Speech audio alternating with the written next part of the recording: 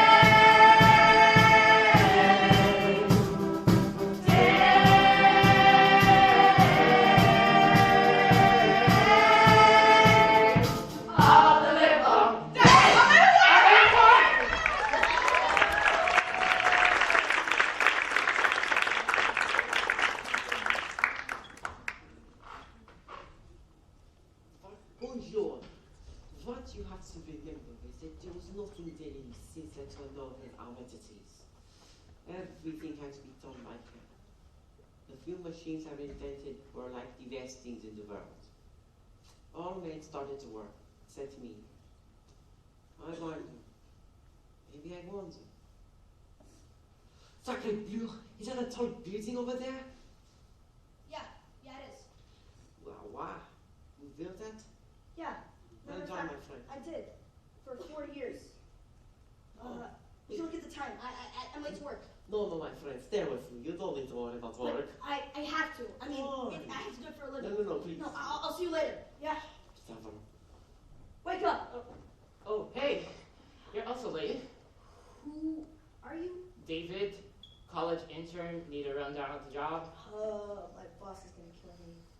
I'm gonna take the rope, Okay, take the rope, pull it through, tie a knot, tie a knot.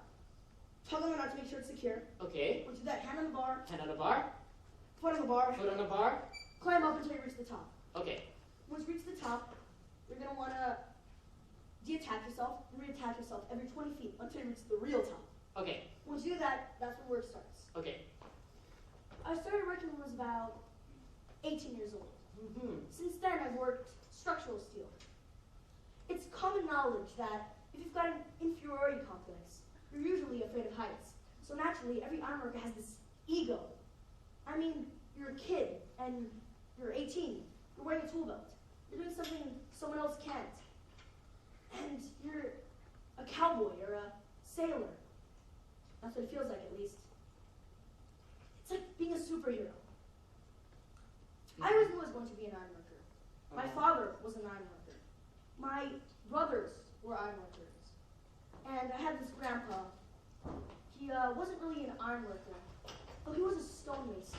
So, construction is like a family thing for you, isn't it? I mean, one could say that, especially because I've got a younger brother on the way to become my apprentice. Though I didn't get much school, and my father was incredibly disappointed when he didn't go to college. Ironworking's a pretty tough job. Why did you choose that? I just found it to be interesting. What makes it tough? I mean, there's obviously hurting yourself on the job, Uh-huh. terrible pay, Uh-huh. no benefits, and no insurance. That's a big one. And what's the worst part about the job for you? Well, it's really a toss-up. I mean, there are some pretty bad parts, but for me, I'd have to say falling. 50 feet's the cutoff point. You don't really want to survive after 50 feet. Mm-hmm. I had a friend once. He survived a little bit more than 50 feet. About 250. Ooh. He's still alive, barely. Broken every bone in his body. It's terrible, really. And since work doesn't provide insurance, he couldn't cover it. Ooh. Sundays, we really, really, really party. I mean, we get drunk, like really drunk. And by Monday, we're either hungover or drunk, really, Uh-huh. depending on how long we stay at the party. And so generally, on Mondays, we just wobble around and piss down the beams. Okay. Worst part's when you have to burn something down there.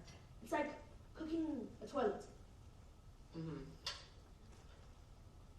You know, I had a college boy in the summer, Uh-huh. and Just like me. during it, I was reading a book. You read? Yeah, I was reading Moby Dick. Though as an ironworker, people don't see you as someone who reads. Mm-hmm. There's a really easy way to tell an ironworker. Us ironworkers, we do this thing called skimming down the beam. I mean, sure, you get down faster, but you lose all the hair on the inside of your legs. What's you really tell an ironworker? He never has any hair on the inside of his legs. Say, see that building over there? Yes? I worked on it. That's a cool building. Come with me. Mm-hmm. Can you guess how long I worked on it for? 5 years? 4. You're good. Do you see my name on that building? No. Do you see my name on that building? No, of course you don't. Because it's not on it. I had an accident on that building. A friend of mine broke a pipe, and a shard about this big went 2 inches deep into my leg. That's why I wear protective pants. I was so close to dying. I went to the hospital for 3 weeks. And I had to pay, you don't want to know how much. Okay. You don't want to know how much. Sometimes I want to take my kids onto that building. Okay. And I want them to say, my father worked in that building over there. And I'm proud of him for it. But I can't. How are they supposed to know I worked in it? The only thing I can tell them is my experience there. There's nothing that proves I worked on it. And when I walk down the street after work and I say, good morning, good evening, sir, people just turn their heads away from me. They don't see me as a person, as an equal. Do you? Do you think we're equals? You're lying. Because you're sitting in that chair, watching me work every day, all day, 24/7. I mean, that's why I started a workers' union once, but that's a story for another time. Okay. When I see that building, I see this red Mustang. Now, some of you know what a red Mustang is. It's a very distinguishable car. It's red, obviously, but it's also a rich folk car. You've got to be really rich to drive a Mustang. And I imagine a guy from the suburbs is driving it. Wife, kids, you know, really just happy life. And I imagine him driving his air-conditioned car to his air-conditioned office, not giving it down.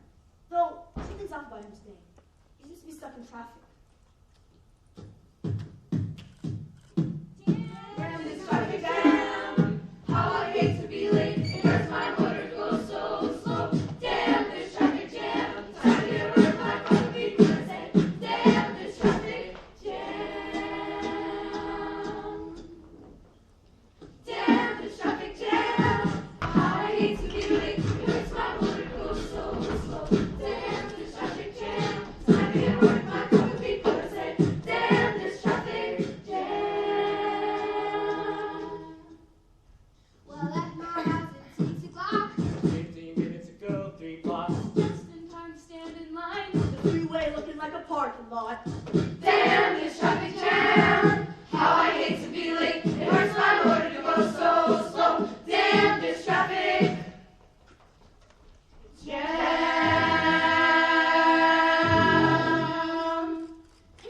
We're ready.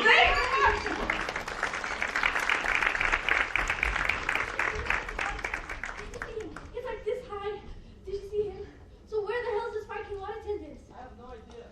It just couldn't take that long to park a car. I think he likes to drive him up there and listen to the radio. It's worse than that. When he gets your car, you don't know what he's gonna do with it. I give up. I have no idea.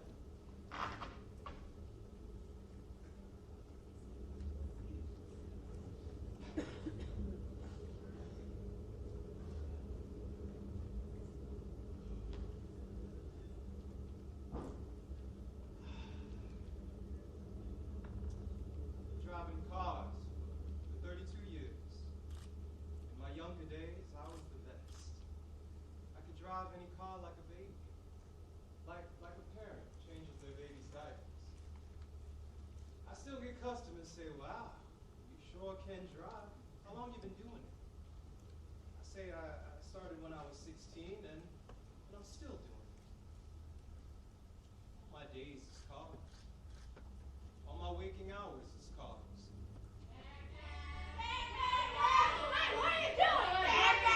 Wow, you need to go faster. I drive my car to work, and when I get here, I drive the customer's car. Then I drive my car home at night. But when I go out, I park and drive. Now when you're working here, you're working for tips. So you get to know the types. Now the working man, he's the best tipper. Here. Thank you so much, sir. He'll work all day and give you 2 greenbacks. But you get those driving a big Cadillac, and you know what they'll give you? 1 measly quarter.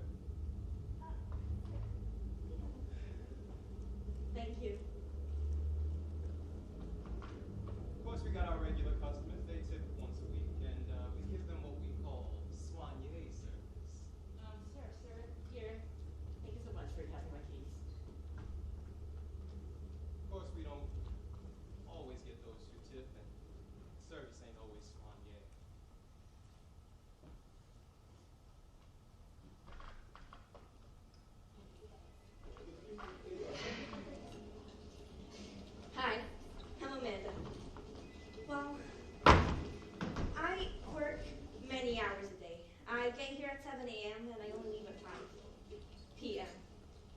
Well, in between my meetings, I answer emails, messages, and try to avoid my boss. Well, one always has a boss. You have a boss, your boss has a boss. There's politics the entire time.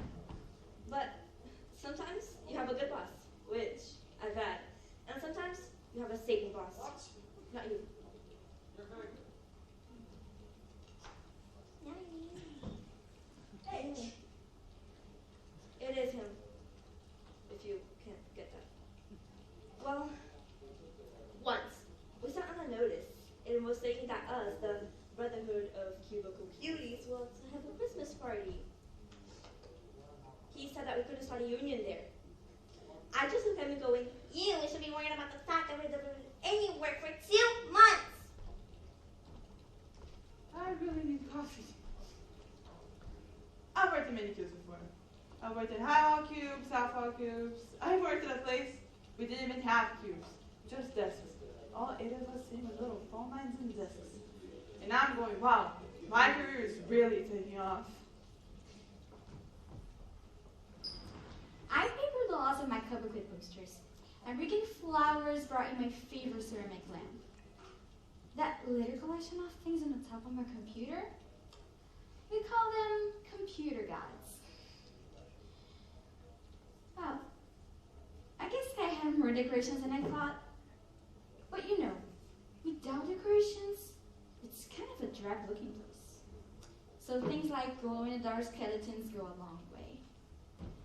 Excuse me, it's my place! It doesn't matter. It's everyone's place. People these days, am I right? I don't like to be watched. No, not at all. You know, people, they look at me, they touch me, I bump into them when I'm walking on the street. It's all way too much.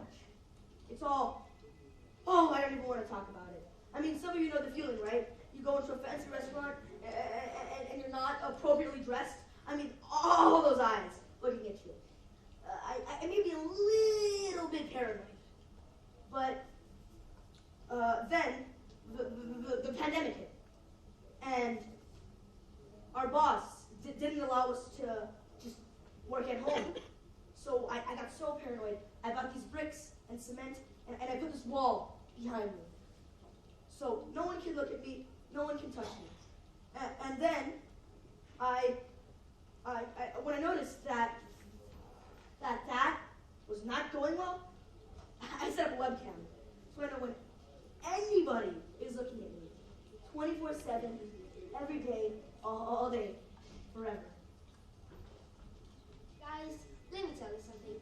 Every single freaking night at the corner of my room, there's a guy that speaks so loudly on the phone. I mean, he doesn't even speak. He screams at the phone, and it's so annoying because I can't sleep. And he talks to his girlfriend, his friends, his mother. I know everything about him. You name it, I know. Anyways, I just want him to whisper, so I did ask him that. And guess what? He started to whisper. Lunchtime? I think it's lunchtime. It's lunchtime! Finally! Amanda, I need you to do a lot of work, okay? Right now. Right now? Yeah, right now. No! Okay. This industry is highly hit by mergers, which means significant layoffs. I've been through 2 of them. My mentality is quite different than people who are 20 years older, the lifers. Well, if you find someone like me, they won't care. Because they know you have a business run, then you will lay them off the business run, won't you? Yeah, that's what I thought. Well, but if you find someone that's 15 years senior, they will be like, so your casting is a side for a few measly bucks. I will be like, yes, it's a different world, get over it. What can I do about it? Well, there's no sense of loyalty anymore. If you hire someone, they won't be like, yay, I got a job forever. They will never toss me aside. No, they will be like, okay, I'll get as much money as I can from this company, and then I'll move and I'll get more money. But, you know, what do I pay electricity bills for if I can't turn the lights on, if I don't Give a minute stop at home. I don't even have time to turn the lights on.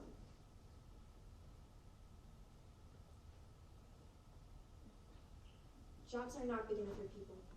If you ask most people who they are, they will say, I'm a doctor, I'm a carpenter, or I'm a radio announcer. But if you ask me who I am, I will say, I'm a Madame Kenny. And at certain points of time, I like to do things for a living. Amanda, what are you doing right now? Supposed to be working. I am working. So yeah, work now. I am working. Go fast. Okay. Somewhere else. Boston. See, I love to work. Some people enjoy tennis. I enjoy work. I enjoy being a leader. I enjoy having thousands of people looking up to me. I enjoy being a boss. Hi, boss. How are you doing, boss?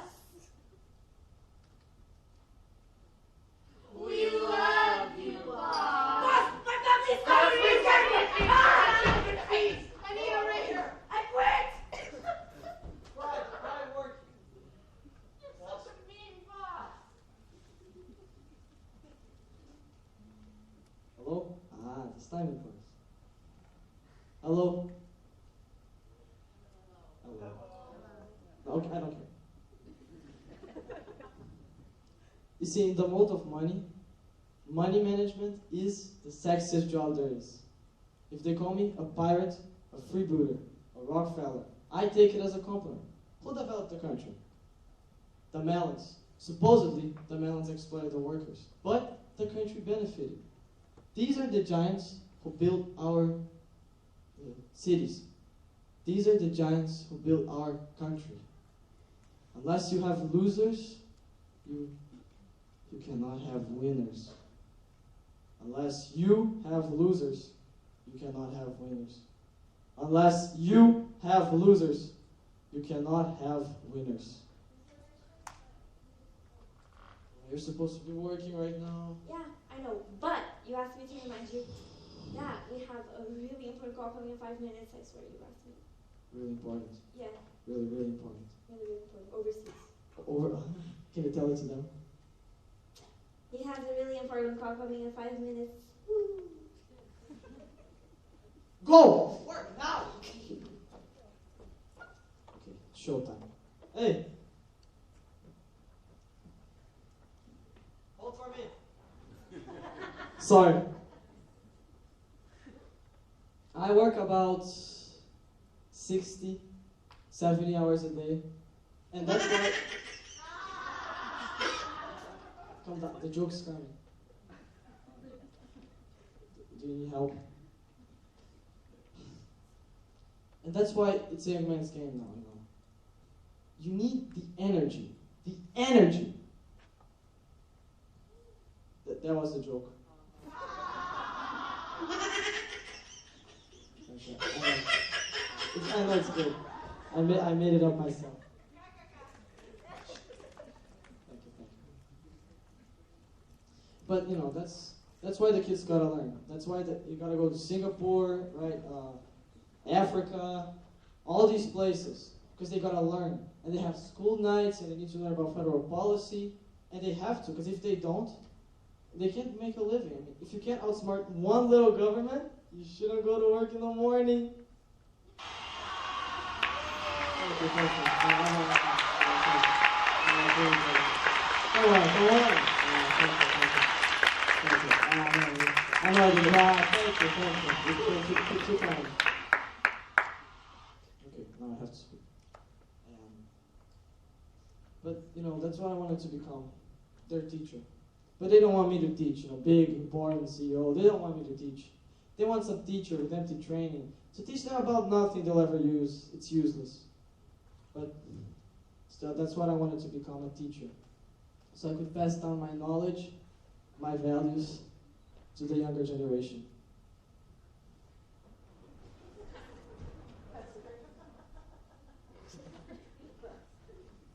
Hernando, how are you, sweetheart? Hernando, your shoes again.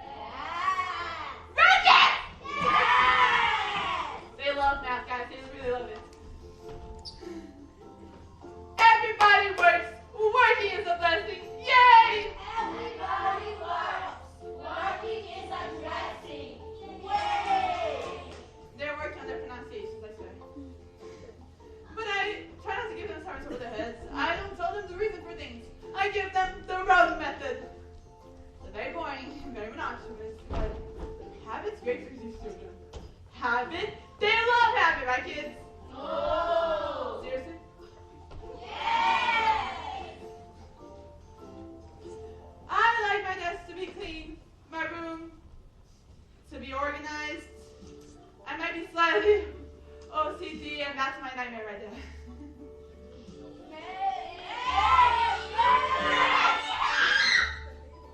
I have 32 kids in my classroom. 32 is a big number, isn't it? I mean, I wake up every day thinking that I have 32 kids in my class, and I have to protect 32 kids in my class. Those little toddlers that eat rocks, yeah, those are my kids. It's overwhelming, to say the least. I mean, I get scared that their parents saying I'm the worst teacher ever.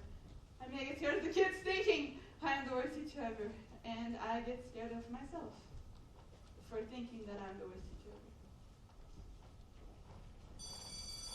Research!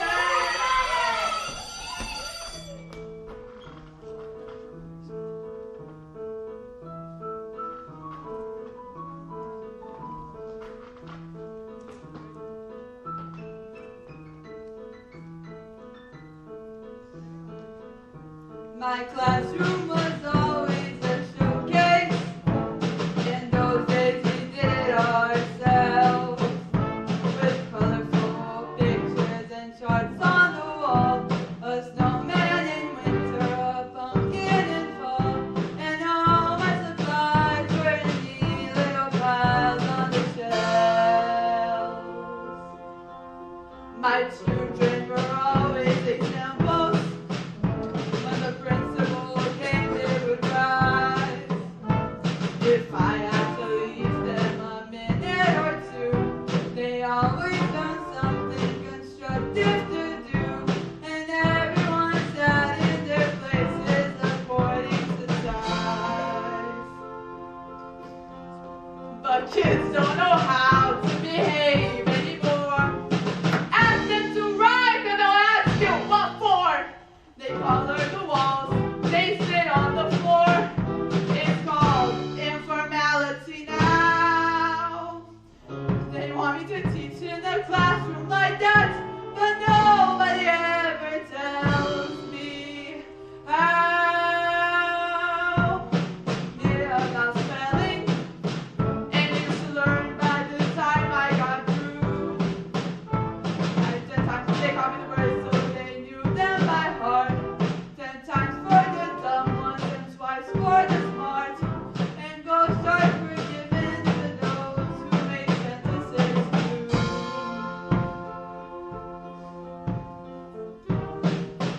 Did spelling today?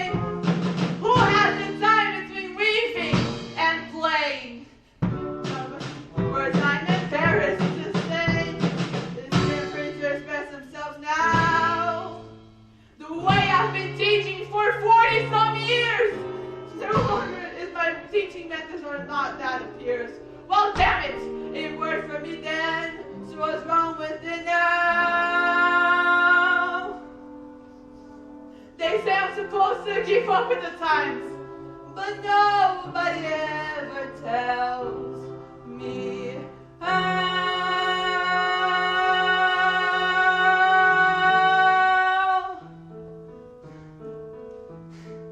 But I did have a spending count. You know, she is so confident, it's actually amazing. She works at the supermarket. I see her sometimes. It's really, really nice to see a familiar face. Thanks for creating the phrase, Pam. Love ya. Hi, Miss.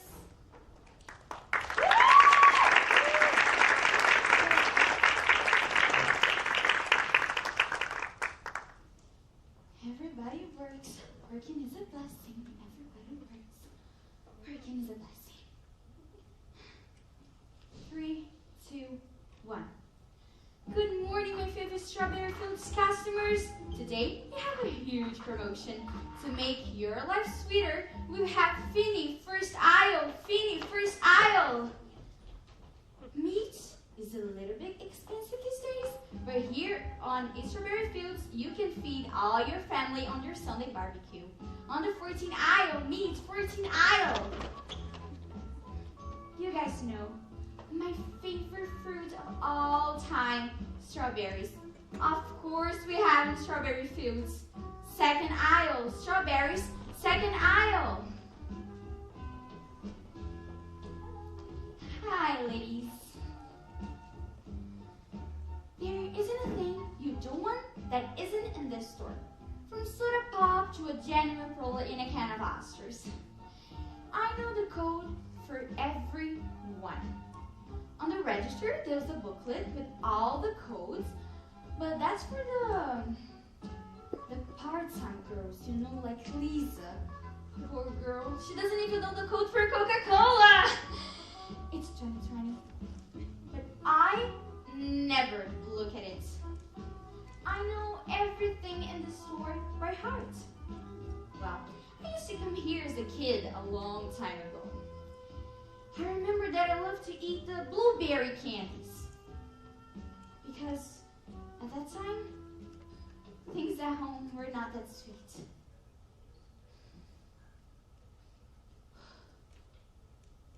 I remember my parents arguing all night and I couldn't sleep at all.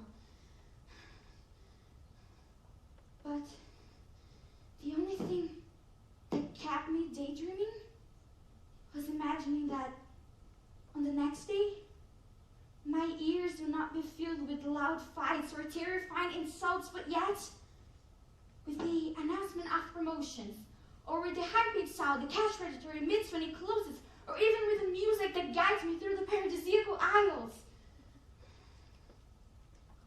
I knew that the next day, my eyes would be plunged on the red strawberries, and not on my mother's terrifying expression, or my little brother's cry. I knew that in strawberry fields, my life would have color, reason, meaning.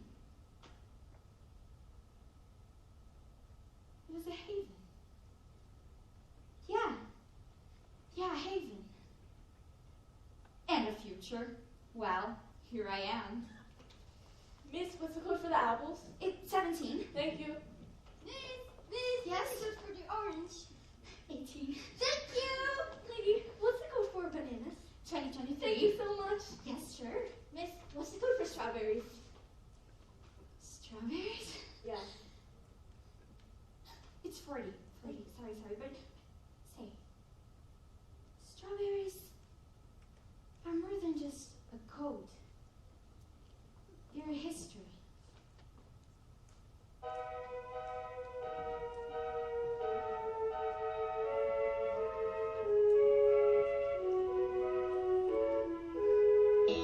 Let me take you down, 'cause I'm going to strawberry fields. Nothing is real, and nothing to get hung about. Strawberry fields forever. Living is easy with eyes closed. Misunderstanding all you see. It's getting hard to be someone, but it all works out. It doesn't matter much to me. Let me take you down, 'cause I'm going to strawberry fields. Nothing is real, and nothing to get hung about. Strawberry fields forever. Hey!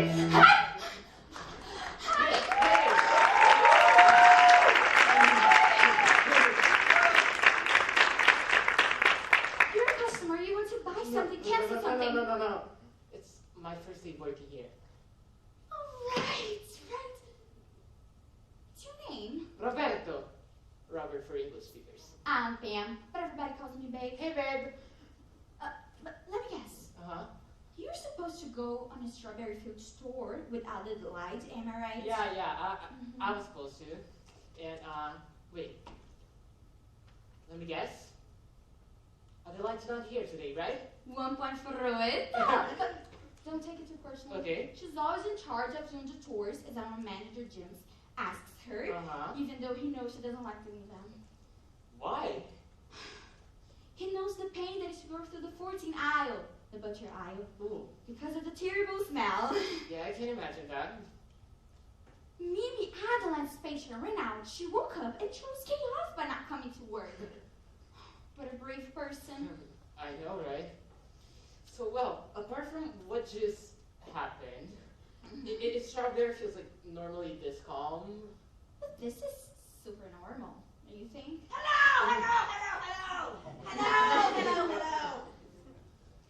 I would like to... Don't get scared now. Ma'am? Hey. I want to return this very important! Okay? But you know we have a big promotion on this thing? Big promotion, you say? Yes. What is it? 99% off and you get an iPhone. Ooh. I prefer Samsung, my fella. You can get a Samsung if you want to. You missed the mark, I prefer LG. You can get LG, Nokia, BlackBerry, whatever you want. Dell, I don't know. My followers! To buy or not to buy? That is the question. And who gets by this lady over here? Would you buy it? I would buy, of course. We're in the strawberry fields. Well, then, of course, I've got it. What is this? It's nothing. Please don't touch it. It's personal. It's from work. You cannot touch it. This reminds me of a person named Henry. I do not like this person very much. And people that like Henry lie.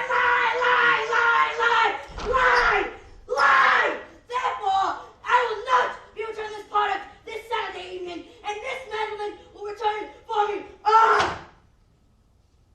Okay, Have a nice day. You too, sir. Not so much you. I hate you. Henry lover. Do you know it? I think I do. Okay.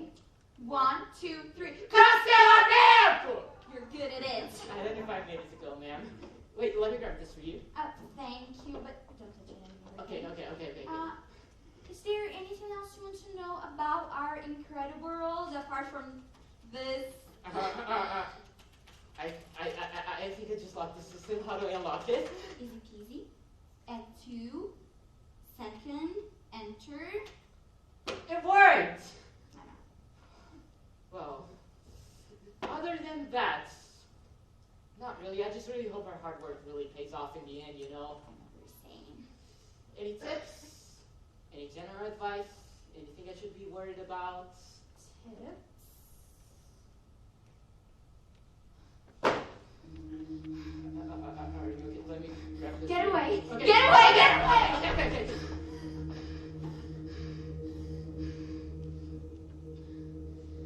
Do you see that? Yeah. That's the 21st aisle. Okay. It's the cleaning product section. All of them containing tiny little shelves. I don't want to see that. If possible, Uh-huh.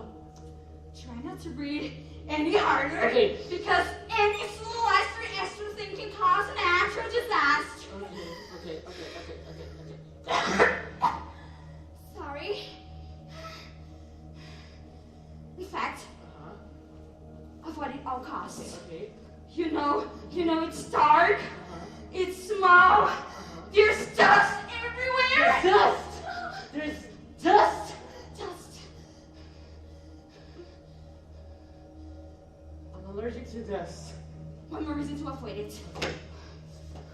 Well, hey! You need help? Hi, Lisa! This is Lisa. She's my girl, you know. Okay. Hi. No, I'll get back to you later. Sorry, it's nothing. No, talk to me, honey. We're in a happy place, remember? Yeah! Strawberry fields I forgot to post the forever. Coca-Cola again. I'm so sorry. I'm so sorry. They stole the paper from my desk. This is Lisa, as I told you, right? Yeah. And she just told me that she forgot the code for Coca-Cola. You don't have to say it out Again. loud. You don't really have to say like screw scream it's Oh. saying. Like, it's seriously not that much of a humiliation. Okay. How many times do I have to tell you, Lisa? Oh my God!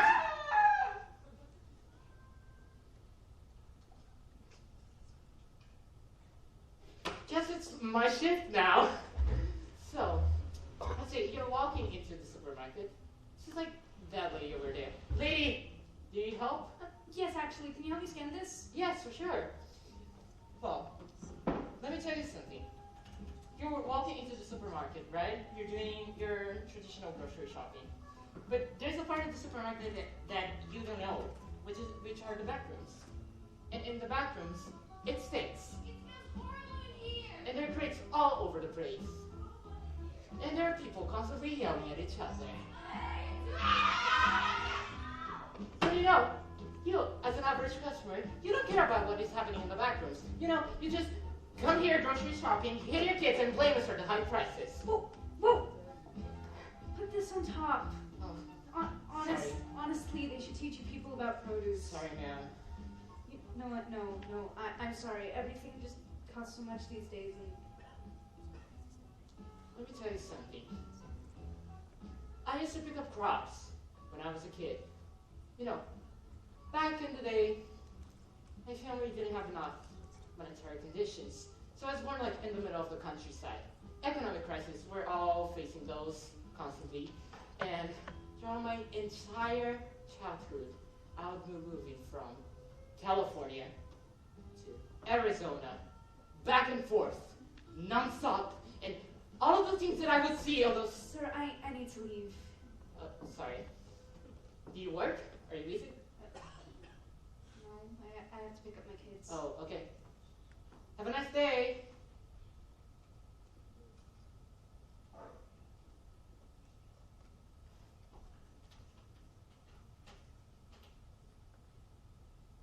Still got some minutes left. Let me do this. Good sir, may I borrow this guitar for a second? Thank you.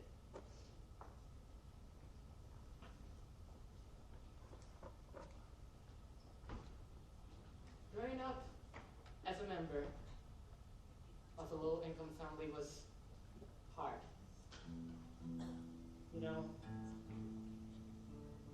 You often don't have happy stories to tell other people. And it's tragic because whenever a customer arrives, you want to tell them a happy story or like a good story in order for them to feel connected to you and have a good time grocery shopping. But whenever you don't have a happy story, you have to turn what's tragic into something epic, magical. But it's hard, I must admit. That reminds me of a song my parents would sing me. It's in Spanish, but I don't think you'll mind. Un mejor día vendrá. Un mejor día vendrá. Cuando Dios a los pobres un lugar dará. Cuando madura la tarde, vuelvo cansado a mi hogar. Y sonando en un futuro perdido dolor y pesar. ¿Dónde se ha ido mi vida? ¿Dónde se ha ido mi juventud? Perdidas en las palabras que el viento me trae, un día mejor vendrá. Un mejor día vendrá. Un mejor día vendrá. Cuando Dios a los pobres un lugar dará. ¿Dónde se ha ido mi vida?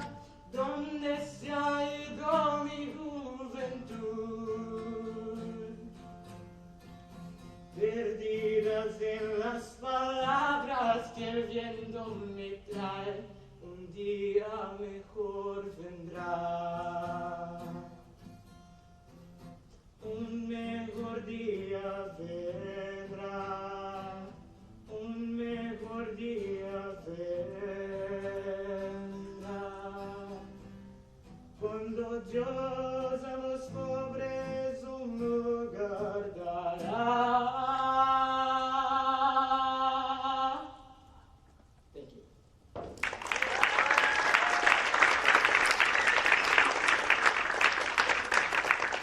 Thank you so much, good sir. Strawberry Fields is now closed. UPS! UPS! Oh, sir. I believe this letter is for you. UPS!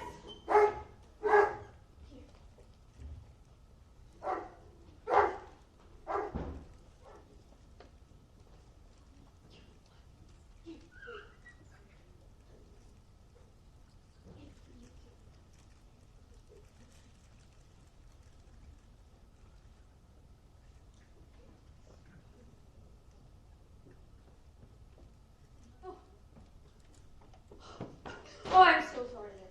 You could have said something. I am so sorry. No. I'm sorry. I'm really I sorry. wasn't looking where I was going. I should have been paying attention. Have it. Thank you, Liz. Sorry. You have to make excitement for yourself, you know. Where is he? Where's the dog? I'm afraid of dogs. Where is the dog? Well, I've been bit once already by a Doberman. You know, I was trying to make friends with a dog, and it was just barking its little full head off, so I walked away. And it fell over on its side, and I thought it had a heart attack. And the lady said, "Oh, don't worry, he sometimes collapses from too much barking." I thought, okay. So I moved on to the next house, and I usually hit him in the head with my clipboard. And they say, "Why did you hit it? It's not gonna bite you." I said, "Lady, it's scratching me, it's on me, it is biting me." Well, that's the big subject of conversation with us, dogs and women. If you see a nice-looking babe that really brightens your day, sometimes they're laying on their backyard with their two-piece bikini and the back strap undone. Sometimes you can get them to jump. And if you do that, you get to see them then. So that takes time, and it makes excitement for yourself and your dates, obviously. UPS!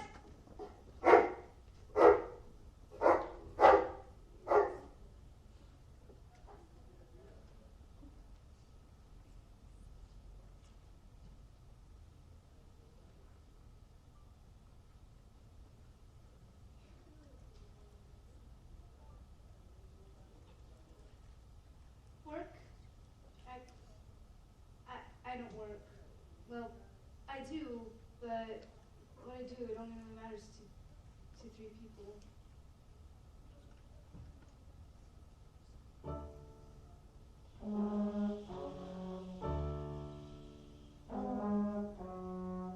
All I am is just a housewife, nothing special, nothing great. What I do is kinda boring. If you'd rather, it can wait. All I am is someone's mother. All I am is someone's wife. All of which seems unimportant. All it is just my life.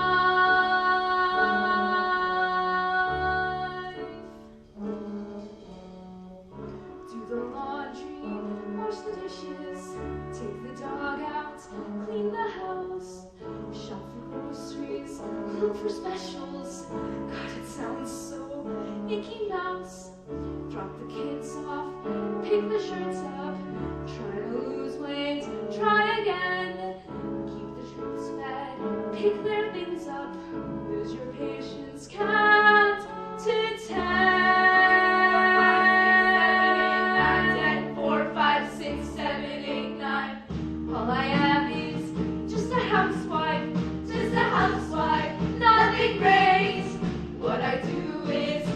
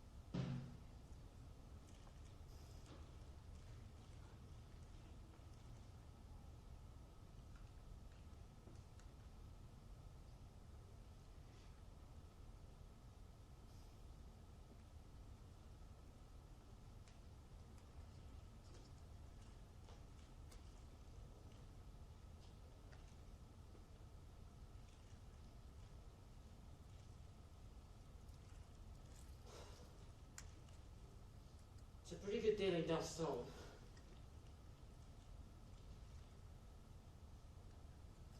I mean, you're not looking for quitting. But you're afraid you haven't done enough in the day. And it's almost quitting time.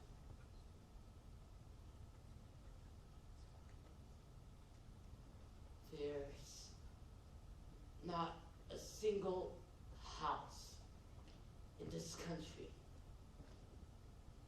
that I haven't built.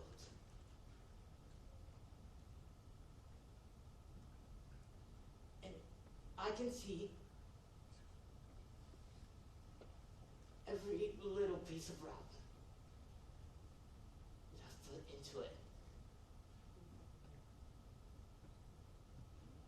The person living in that house, maybe you, or maybe you, may not notice it, but I do. Yes, I do, because stones, my business, stones, my life.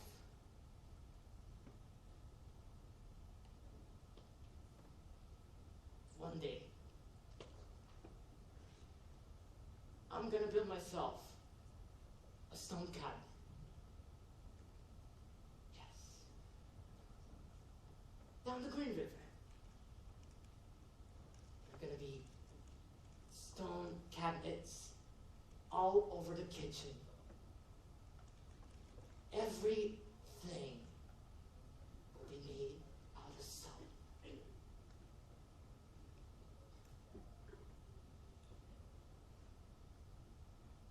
Oh, how could I have not seen it?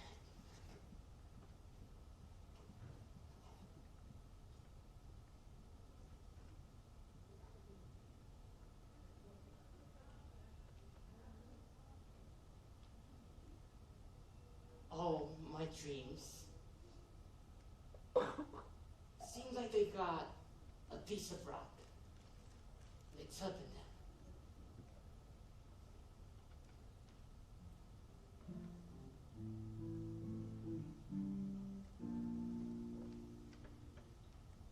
He built a house with his hands. 30 years go by, it stands where nothing stood. A house of stone, the mason sleeps real good. He does his workday flies. When in time's a big surprise, and then there's one more stone to get just right. There's always one more stone before the night. Every house he builds, every stone he lifts, it's not just making money and counting off the days.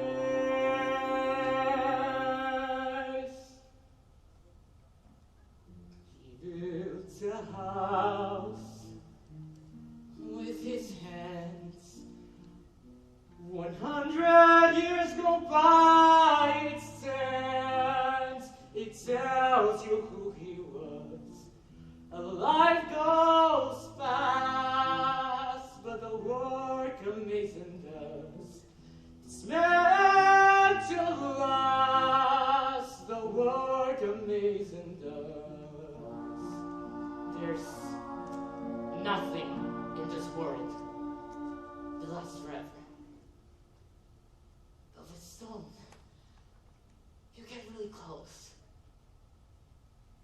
It's meant to last.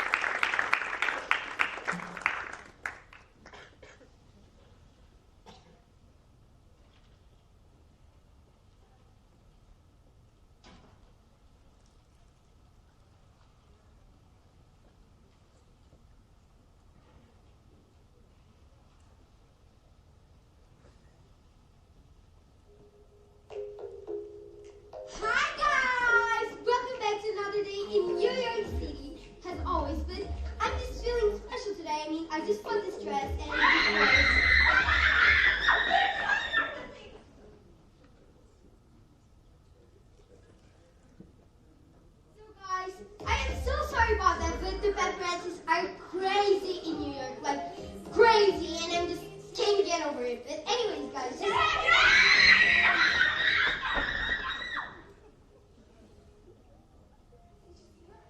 Everything came in like she had to make a feet. So yeah, she went that way.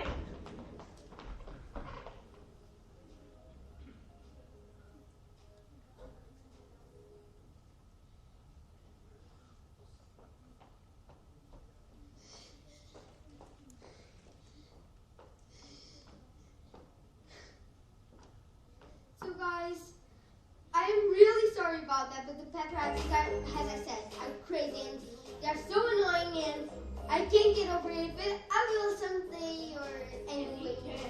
Stop! Get away from me now! Guys, let me tell you something. I think of myself as an upper class working girl.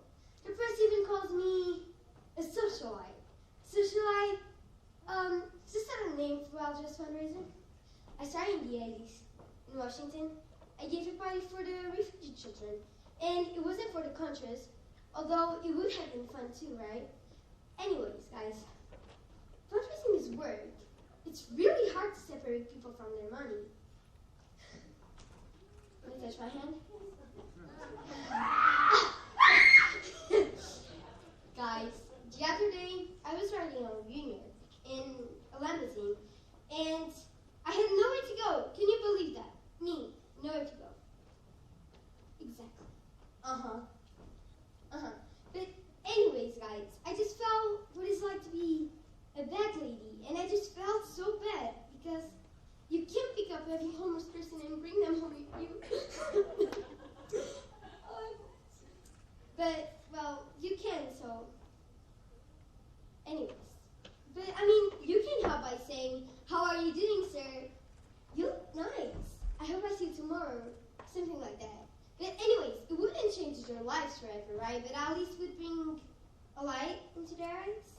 But anyways, guys, I am so sorry, but I have to leave you. I have to go to Dubai. Thank you.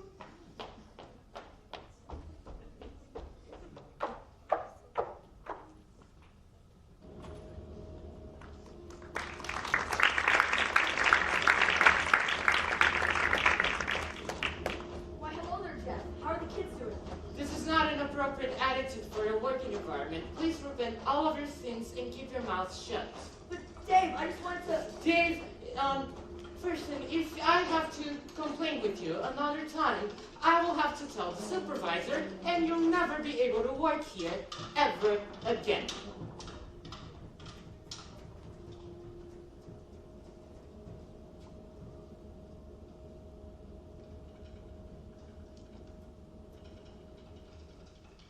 I work in a luggage factory.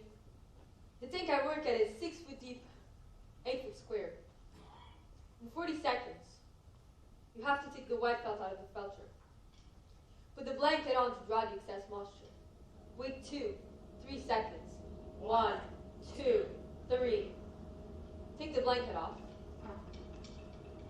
Put this piece in the hot dry dye. Spray the inside of this copper screen. Take the piece off. Inspect it, stack it, and count. 40 seconds.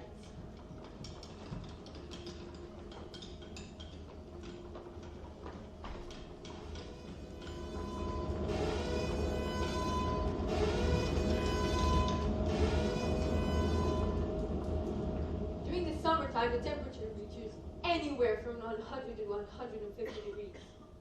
I've taken thermometers and checked it out. You see, I have arthritis in the joints of my fingers and naturally on my shoulder from balancing this wet piece all day long. It will sometimes leak and spray back on you, so you're slipping on oil. You're just engulfed in a cloud of steam every 40 seconds.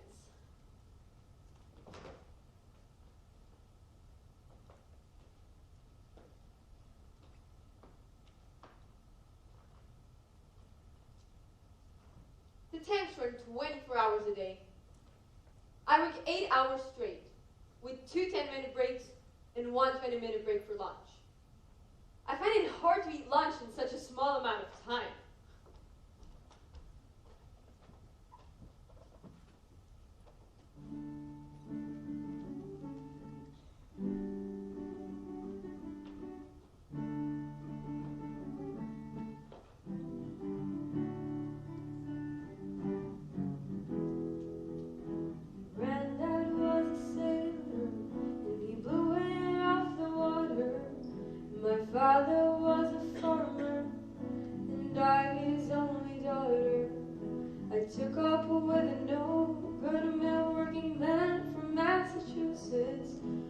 died from too much whiskey and leaves me these three faces to feed.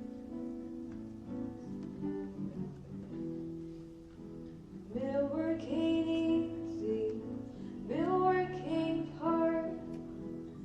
Mill work most often is a goddamn awful boring job, and I'm waiting for a daydream to take me through the morning, where I can have my coffee break and remember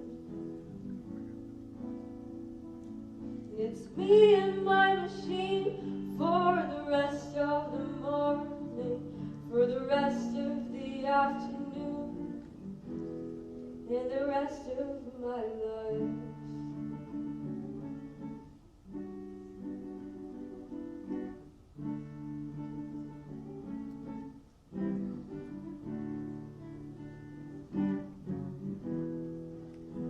My mind begins to wander to the days back on the farm, and I can see my father smiling at me, swinging on his arms, and I can hear my granddad's stories of the storms out on Lake Erie, vessels and cargoes, and fortunes and sailor lives were lost. And it's my life that's been wasted, and I have been a fool to let this manufacturer use my body for a tool, and I get to ride home in the evening, staring at my hands, swearing by my sorrow that a young girl ought to stand a better chance. And may I work this mill just as long as I am able, and never meet the man whose name is on the label. And it's me and my machine for the rest of the morning, for the rest of the afternoon, God, and the rest of my life.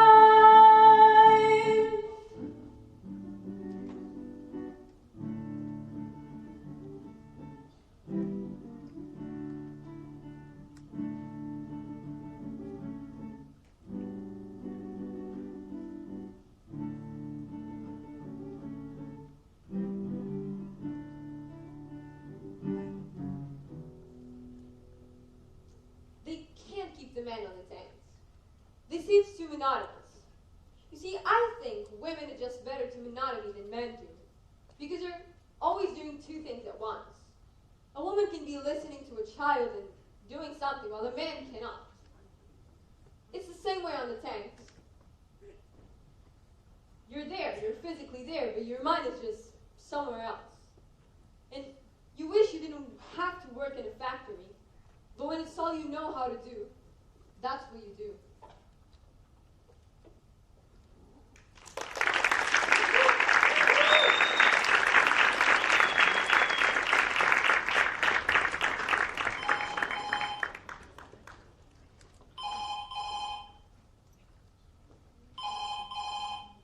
Hi, how can I help you?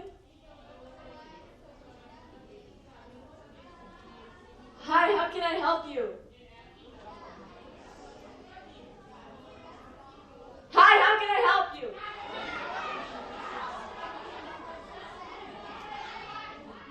Sometimes you really want to talk to them if they sound upset. But for me, it's a temptation to say, gee, what's the matter? But you can't say more than, I'm sorry you're having trouble. One man said, operator, I'm lonesome. Will you talk to me? I said, gee, I'm sorry. I just can't. Because you can't. I'm a communications person, and I can't communicate. I always thought as a receptionist is a dumb broad job in the front desk taking phone lines. But now I'm one, so of course I've changed my opinion. I mean, she had to be special, right? Because I thought I was special. It was fine to have this office party. I'd be having a fairly intelligent conversation with somebody, and they asked me what I did. I'd say I'm a receptionist. And they make a lame excuse and walk away. Now I make other names for I do. Communications control, servo system. I'm tired of the day. Strange. They're tired of talking. My mouth gets tired. You talk constantly for 6 hours straight without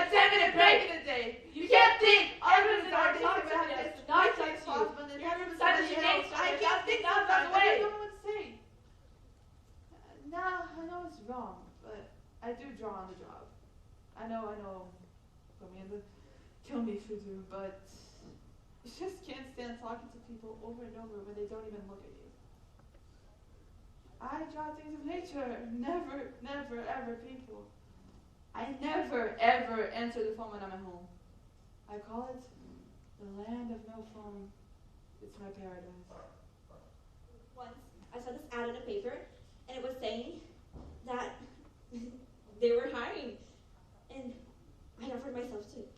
When I got it, I was thrilled. Thrilled. All I had to do was talk on the phone, and I didn't even have to think what I was going to say. They had it all written out. Can you believe that? Be a bud.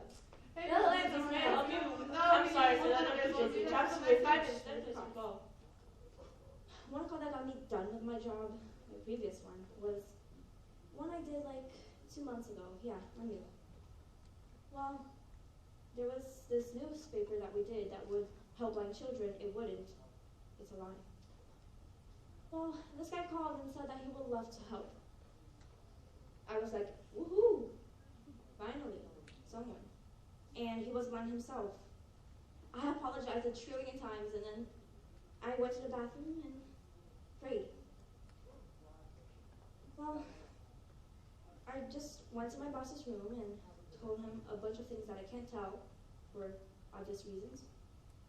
And, well, after that, I went to my new job, and it's the same thing. Now, I expected more than that, but I'm happy that I changed. I can't continue lying for him anymore, can I? Well, it's all okay now, and I still work at the same building. I cross with him over at the hallway sometimes, but, I just keep my head up high and keep walking. Okay, I know I was a little angry at the start, but you know what I love? I love nice callers. Callers who say, "Oh, my operator, how's your day been? Have you had a rough day?" But unfortunately, all your answer is, "Oh yes, I had a terrible day."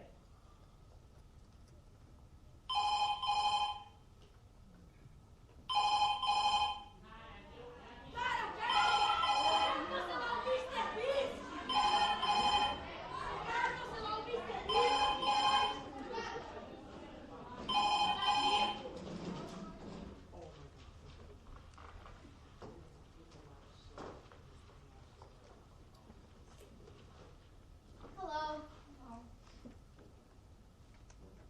So, what's your name? My name's Rachel Benoit, I'm 19 years old. And tell me a bit about yourself. So, my mom, she's like one of the girls who I call for inside trading, but she owns her own Wall Street firm. I think that's where I learned. And fun fact, I ran into a mutual fund for the students in my class, but yeah. And tell me, what do you study? So I studied ethics at school, so I don't think I'll have any problem with this job. And I did 1 year of American history, and I read the paper every day. Most of the fashion section. The business, yes. Also, I'm going to Wharton Business School. You should write that down. Yes, Wharton. Yeah, very good. Yes. But what I really like to be is a professional golfer. But realistically, I'll just be an entrepreneur. Entrepreneur. Yeah, French. Oui, oui. And tell me, where do you see yourself years from now? What's your dream for that time? My dream?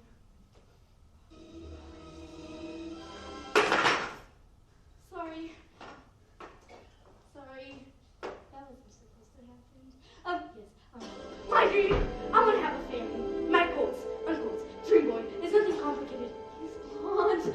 He has blue eyes. He knows how to dance. He knows how to sing. He knows gymnastics. He likes Raisin Bran because, only hot boys. What else? He knows how to speak English. Portuguese, sorry. Porque eu tô gastando meu inglês aqui com vocês, tá, gente? He's tall. He has curly hair. Yes, those are all the qualities.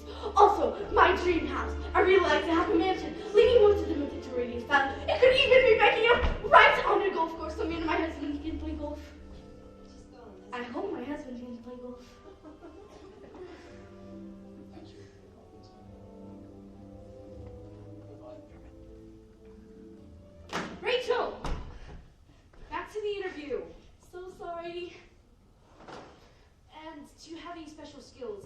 qualification? You have no idea. Great drawings, I love it. So, this summer, I'm working with this relator on Cape Cod. Yes, wait. You need to write that down now. Relator on Cape Cod. Yes, very good. We're doing this timeshare program. There's a lot of commission in it. Yes, I know, right? Yeah. Yes, I'm also selling a house. It's like on promotion. It's just like 10,000 per month. Like nothing expensive. There's just like a slightly little problem.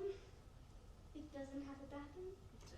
But if you're like one of those people who are like adventurous, or like if you like to, you could just poop on the grass.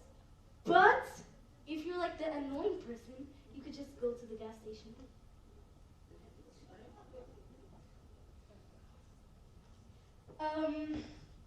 Yeah, you'd like to buy the house, yes? Yes. No. No! Oh, wow. Yeah. And I can sing, okay, that's a quality. Bye.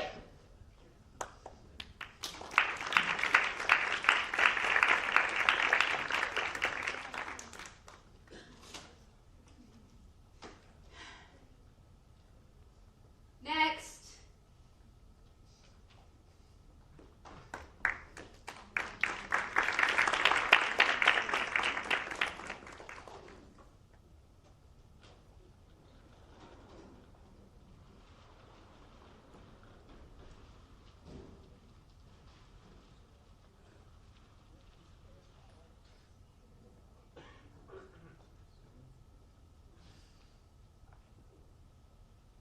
You know I am such a poet myself, because I am French. And I went to France, but I came here because of a boat that I accidentally walked on while I was writing poems. But I like writing poems. I am French after all, and I am a poet after all. I know my real name has to be real, but I think my name should be Poet from France. But I have to have a real name. Je m'appelle Benjamin. That is my real name. And I know that I live in a world where no one sees it. And that world is my world of poetry. And I know it because I live in it. No one knows about this world, but it's my world. My world because I am a poet. And I am soft. And as a soft person, I take things soft and I write poems because I'm a French poet.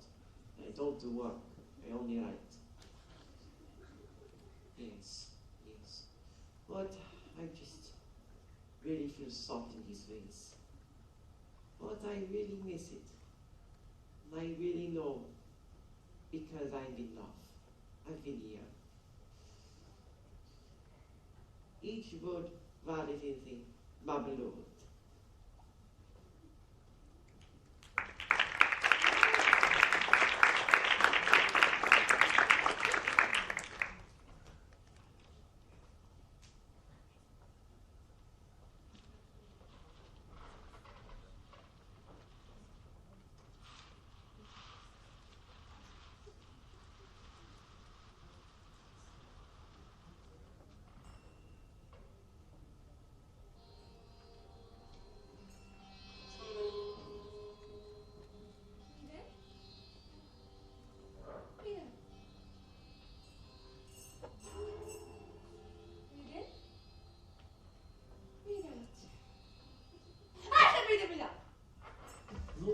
Suzanne.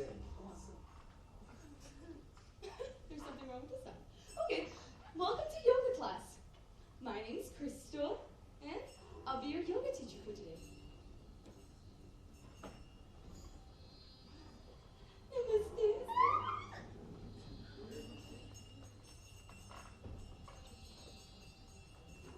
Oh, Miss, I'm sorry. I'm sorry that the Francis are all after me. Sorry.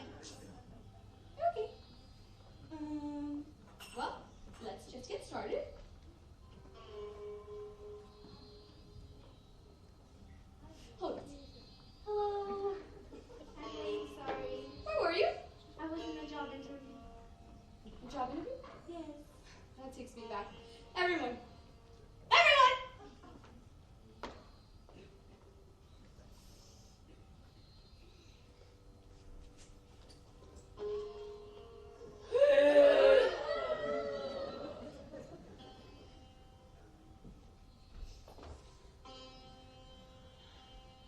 So job interview, right? Okay. So I'll tell you guys this story about how I started teaching yoga because apparently I have anger issues. Okay. So, I was working as a copy girl on the Chicago paper. And one day I went down to the paper and, I told them, how much I wanted to be a journalist. They really, really did. And coming to work, I got the job, obviously, right? Because it's me. And, coming to work was a very missionary thing for me, I was bringing in, organic walnuts and organic raisins, everything organic. And I was giving them out to everybody. Because you see, at that stage of the game, I was in a very spiritual mood. I was enjoying my job because I was answering the phone most of the time. And a lot of times people would call up and complain. And I'd say, hey, well, this is a capitalist newspaper. And as long as it's a capitalist newspaper, it's not going to serve you because its job is to make money for its owner. A lot of people responded really well to these suggestions, I promise. And then the editor calls me up to his office. And he starts talking about, you can't say this, you can't do this, you're going to damage the reputation of the paper, and blah, blah, blah, blah, blah, blah, blah. I wanted to take a baseball hat and smash it in his head. No need for that, honey. Why would you do that? Yeah, why, right? I mean, he's a really nice person. We don't want him to get bad karma, right? Everyone, send him good energy. Everyone, you too! Yes! Yeah, I'm talking to you! Good energy! Yes! You see, all spring my fantasies while working at the paper were about, taking a gun and walking up to the editor and saying, hey, how do you face your death? I knew I was getting fired, because at some point, you just know you're going to get fired. And I needed to show them. So I just walked up to the editor and I said, hey, I know I'm getting fired, but I'm getting fired because I'm better than you, mother! Tá tudo bem, querida, abafa. Relaxa. Good energy, good energy. But I have to show him. Smoke a joint in the city room, that's what I'll do! No, don't do that. Kidnap the editor and shoot him! No, please, no. We could always meditate in the library. Exactly. How do you get it so instantaneously, right? I needed to show him. So I decided I was going to walk up to the editor and say, hey, I hope you can live with the conditions you're creating. And then I turned away and I started to cry. And then he hurried after me. He said, wait, I'm not the one creating these conditions. You are. And I said, no, I'm not the one who has the power. You're the one who has the power. So as long as you have more power over me, how can I be the one creating these conditions? And that's how I got myself in unemployment and teaching yoga. Guys, they were nice to me the first few times. I'll give them that. But then a woman told me to get a number. Get a number! Can you believe her? I told her no. I don't need to get a number. I can walk up to your house, kidnap you, shoot you, steal all your money, and I can do that all without getting a number. Ha.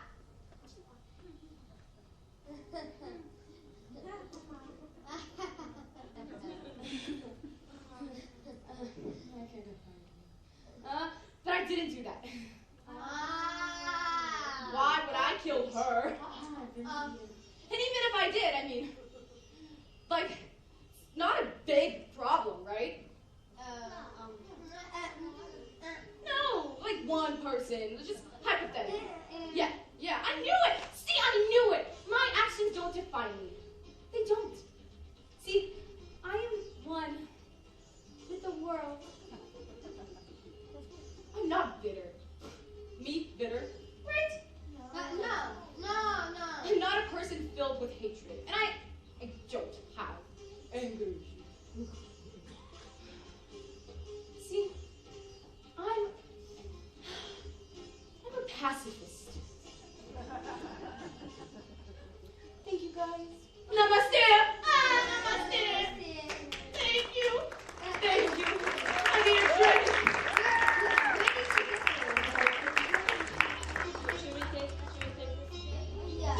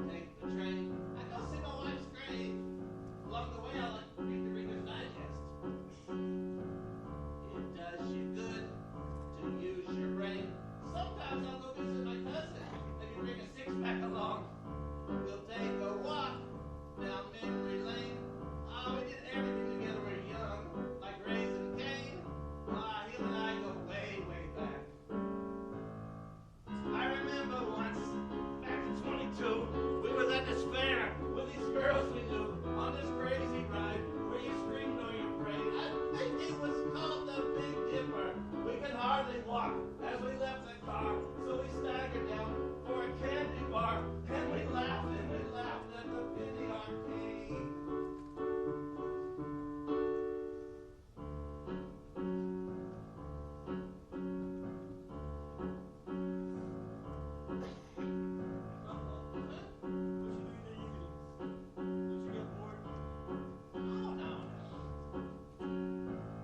At 6 o'clock, I watch the news. Them politicians, they make me so mad. Sometimes I throw my slippers at the set. I'll cook some franks, no big to-dos. Most nights you kind of sit around. Maybe I'll clean up a bit. Maybe I'll call my daughter. You watch the game. You take a snooze. Oh, but then there's Sunday. Well, Sunday's different. You change your shirt. You shine your shoes. Because you're going around the block to the tavern. You play some pool. You drink some beer. You don't have to drink a lot of beer even to have a good time. Maybe 3 or 4. You meet a pal. You bend his ear. Sometimes a lot of old fellas get on the weekends and they like to sing. The kind of songs you no longer hear, like Pretty Baby or Tea for Two. And then you cheer. Last Sunday night they sang the song Till We Meet Again. Believe it or not, I was there waltz to that song. Honest to God. I was at a dance. I was 17, and the girl was like from a magazine, and the lights were low, and I mean really low. I think my friends had something to do about that. And I kissed her cheek as we waltzed away. I remember it like it's yesterday. Oh, was she surprised? I can still hear her say, Joe. They drive you home around the block. You take your money out of your sock. You make your bed. You check the lock. You wind your clock. So, are you happy with your life now? Well, when I first retired, a lot of fellas told me, say, Joe, you still got your health, keep working. But I don't have any regrets. I like to get out a lot. Sometimes I travel. One thing I like to do is go to the fires. Do you remember that big fire we had on Milwaukee Avenue about 3 months ago? Yes. I was there. There was so much smoke coming out of the building, but I didn't see any flames. Boy, that was some fire.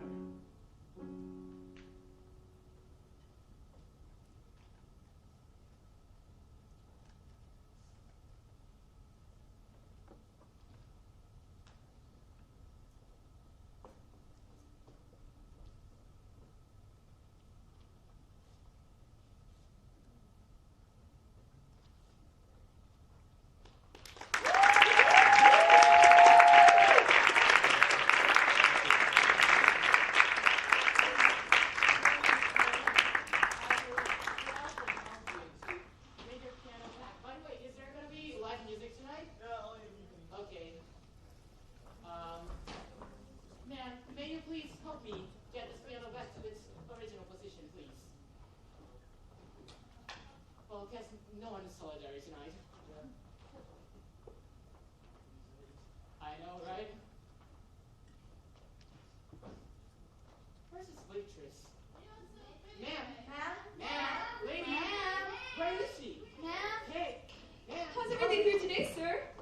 My salmon is cold. Well, I'll fix that right up for you. And here's Strawberry milkshake, please. You want a strawberry milkshake and water coming right up. And here has everything here. Sorry? She went fine. I don't want. Are you sure that's the best option? Then it is the best option. Sorry, your salmon, I'll bring that right up for you. And here is your chocolate. It's strawberry, man. Just get it right. Okay, I'll fix that right up for you.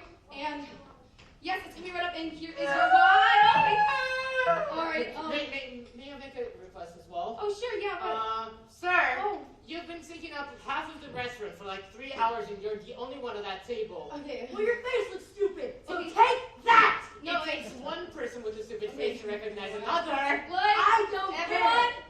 I'm gonna call the manager No, on you. no, I'm going no, to. stop being mean. Sir, he's right. You have this, this big, huge table, and, where's your party? It's not here yet. I have an explanation. If your girlfriend's not here yet, she's probably not into you. Would you like a load of mercury today? What's exciting at the bar that I can offer you? See, it would be very boring if I had to say, would you like a cocktail, over and over. So I come up with something different for my own enjoyment. I say, what's exciting at the bar that I can offer you? Or something like that. With cocktails, I try to give them a little philosophy. They want coffee, I'll give them political science.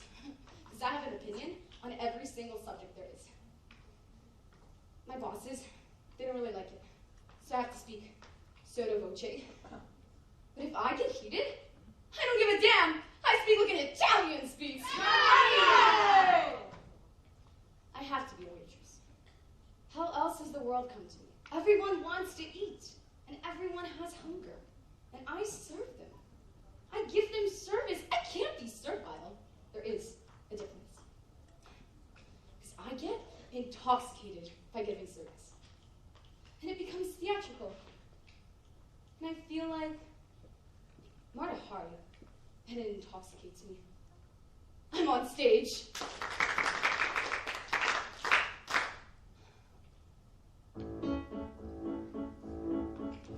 There's some ass don't care when they put down the plate.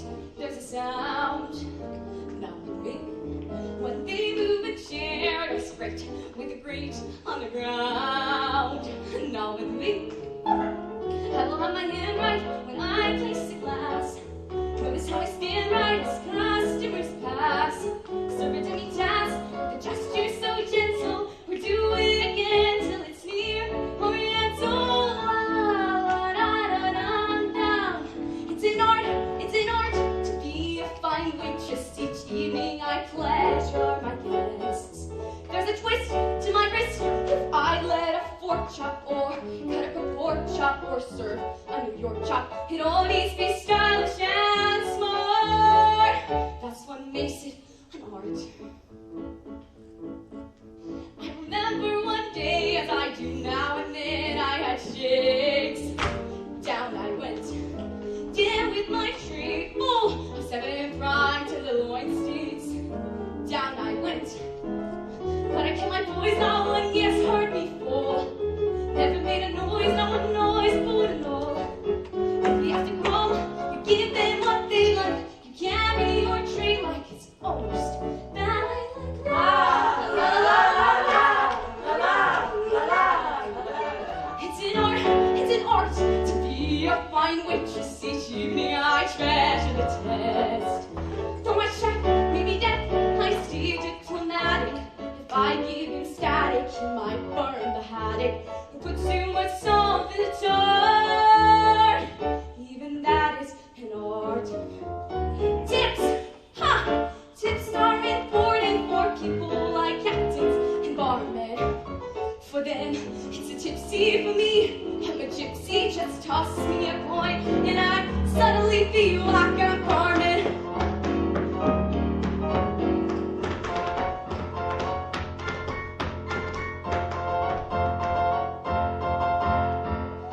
So on through the halls and the back in the hot, sweaty heat. On you go.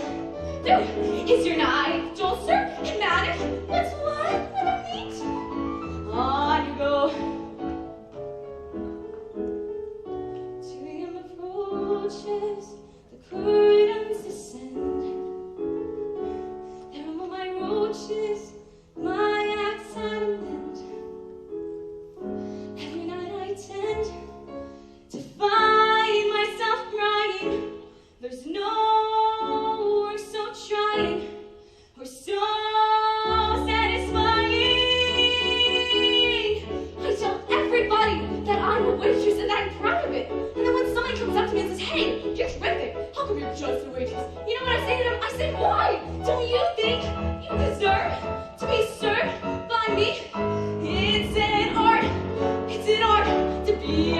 waitress teaching me I pleasure the guests.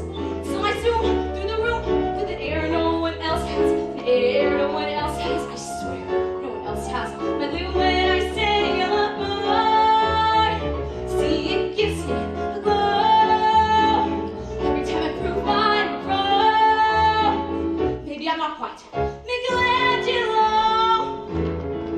but I'm not just a waitress.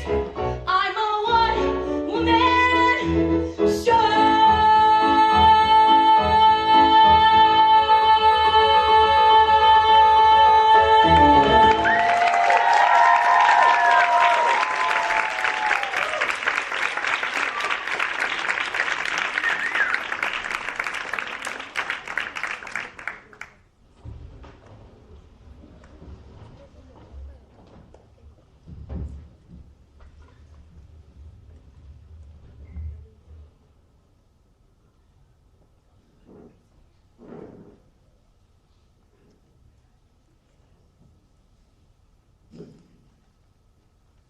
You know what I always wanted to do? I wanted to play the piano. That's what I really wanted. I used to write songs and things about my life growing up in the South and Mama and Grandmama. But now, I've got my own beautiful daughter, and I got big plans for her. So, I leave my house every morning to go scrub rooms up at the Marriott. And at night, I come here to this living room and it's scrubbing again. For generations, that's all we've done, scrubbing. Like Grandmama, Mama, and me. But my daughter, she ain't gonna do no domestic work. I aim to be the end of that particular line.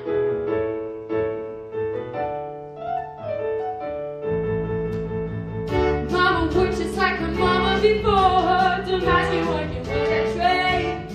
There was laundress, cook, and living help. Thursday girl, babysitter, and a hotel maid. There were 6 days a week, all day long. Never could get out of debt. Those are the days when the minimum wage was anything you could get. And there was things women without faces, coming and going on a first name basis. Talking to somebody who knows, and after too many years, Lord, I don't want to be in one more laundry room, and I don't want to pick up Mary another broom. One of these days, just want to sleep till noon. Clean women without faces, coming and going on a first name basis. Talking to somebody who knows, and after too many years, Lord, I don't want to be inside a laundry room, and I don't want to pick up Mary another broom. One of these days, just want to sleep till noon. All day long I'm thinking, my kids is in the street somewhere, but the folks up in their rooms don't think you're thinking half the time. Always talking round you like you ain't even there. It's getting so into something to my mind. Woo! Got a daughter with the head on her shoulders, pretty as a picture too. I ain't gonna hide my face behind those scrubbing floors and doors like I'm gonna do. If my legs don't give out and my back load up, I'm gonna make a better day. You ever see me looking down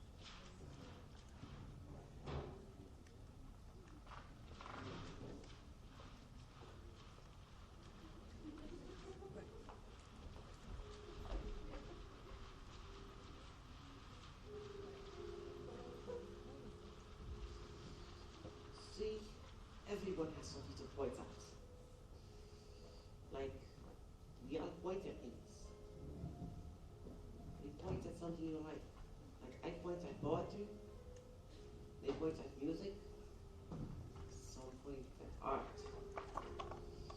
I always know that everyone has something to point to, because we all have to.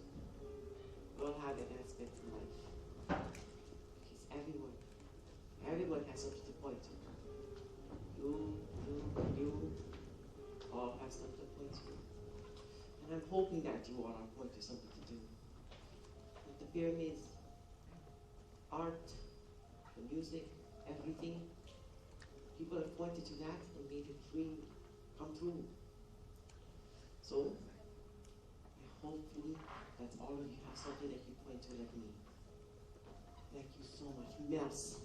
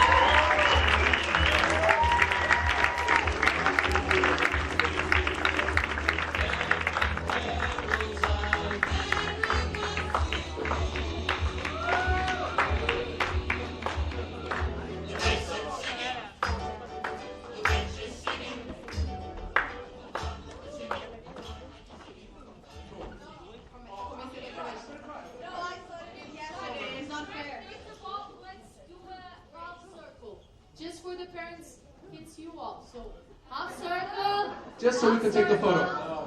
Yes. Oh, incredible. When we end? When we end? Okay. Marisa, I'm going to cry, seriously. Like, go for it.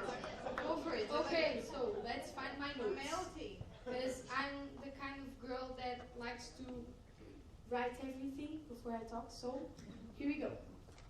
You dear cast members, band, Miss Stella, Mr. Allen, staff, you have transformed simple words on a page into a symphony of emotions. From the very first audition to the final bout, you have poured your heart and soul into bringing our story to life. Each character you portrayed became a vessel of truth, evoking laughter, tears, and an incredible connection with our audience. Through the countless hours of rehearsals and dedication, you have pushed the boundaries of your talents, surpassing all expectations. Your commitment has been shown brightly throughout this journey. Despite the challenges and the setbacks that came our way, you rose above them with resilience and unity, bringing the spirit of collaboration. Beyond the stage, we have become a family. The love we shared created an environment where dreams flourished and friendships were created. The impact we have made on the lives of everyone involved, from the cast and crew to the audience, is incredible. Thank you for all your dedication. The memories we have created together will forever be cherished, serving as a testament to what can be achieved when passion, talent, and love come together. Each of you has left a mark in our hearts, and for that I'm eternally grateful. as I said yesterday, and I said today before the show, let's start big and then big. And we did it. And I'm proud of you all, knowing that some of us now, I would like for the people that are leaving or are not participating in the next musical would step up in front, please. Okay? Thank you so much.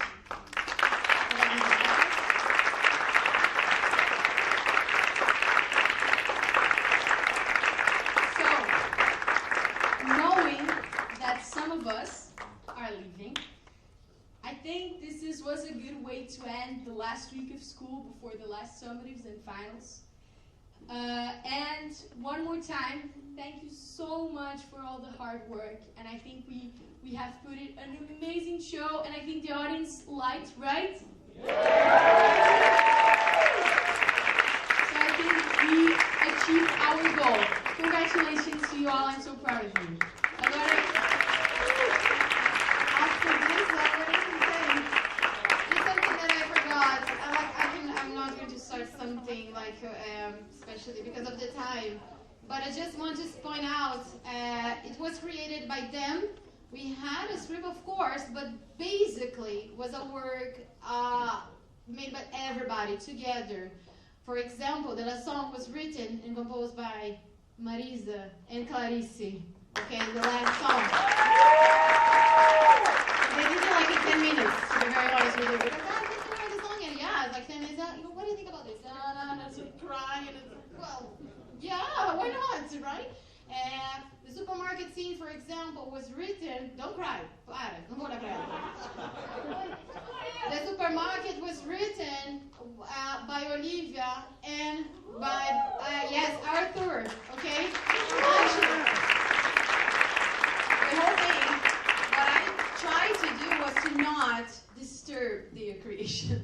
Because it was already there, just like the maze, and you're like, everything was already there, and I'm truly grateful. Like, Marisa also created all the choreographies. Everybody helped. Arthur was my co-director, as always. Tati, always. Maria Eduarda, our president of CHI, Casper Honor Society, coming here. Always. Julia, our costume designing, working before I ever. Don't do that. I'm going to seriously. Julia arriving here at 7 a.m. to work, and seriously, we actually just give them space to flourish and shine. Thank you so much, everybody.